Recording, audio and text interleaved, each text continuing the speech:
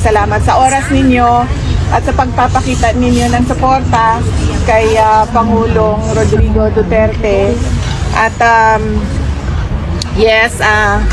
kakatapos lang ng aking pagbisita sa kanya at okay naman siya. Nagtatanong lang siya sa mga timelines kasi nga malapit na yung eleksyon at tinatanong niya kung ano ang nangyayari sa kampanya ng mga senador at tinanong niya kung papaano siya makakabalik dahil nga meron din siyang eleksyon sa Davao City. So yun yung napag-usapan kanina, yung kampanya at eleksyon na nangyayari sa ating bayan at nag-express din siya ng fears niya, apprehensions niya sa baka merong mangyaring dagdag bawas, yung mga ganon na mga usapan sa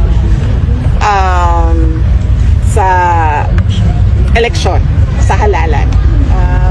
At okay naman siya, may rice na, may kanin na, lagi. May kanin na daw. At yung mga taga Netherlands kahapon nagsabi sila iba daw ang pagkaluto ng ng kanin dito. Tinanong ko siya kung tama ba yung pagkaluto ng kanin. Tama naman daw. On that point, na perfect na natin yung kanin, yung rice doon sa loob, at medyo mahina pa siya kumain kasi nga he's getting sa pagkain sa ulam kasi hindi Pilipino yung meron ng rice at meron naman siyang access sa gatas at prutas. Yun din yung hinihingi niya noon. So okay naman siya.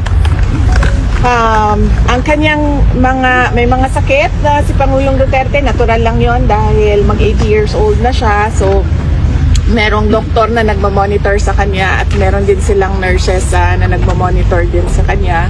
Ang kanyang blood sugar, nilagyan na siya ng gadget para sa blood sugar niya. So meron na silang parang electronic checking doon 4 times a day sa kanyang blood sugar. So medyo controlled naman ang blood sugar.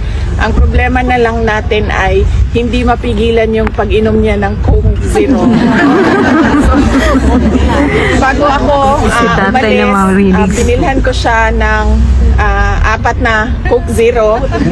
Nag-iwan ako doon ng 4 na Coke Zero. Bumili ako para sa kanya at sinabi ko na once a day yan. Kasi ang grocery mo will come sa Wednesday. Ang grocery list mo will come sa Wednesday. So, once a day yung 4 na Coke Zero na iniwan ko sa'yo. Maintenance. At sabi niya, bakit? Sabi niya, bakit once a day lang ang Coke Zero ko?